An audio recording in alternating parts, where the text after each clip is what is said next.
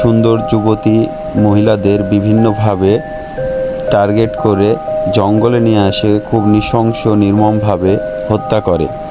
মূলত তার আগের পার্টে দেখানো হয়েছিল তার শৈশব জীবনে মেয়েরা তাকে অনেক ঘৃণা করত এবং তাকে তুচ্ছ তাচ্ছিল্য করতো, অনেক কষ্ট দিত। সেখান থেকে তার মনে মেয়ে মানুষদের প্রতি অনেক ক্ষোভ এবং রাগের তৈরি হয়। সেটা আস্তে আস্তে বড় হয়ে সাইকো কিলারে পরিণত করে।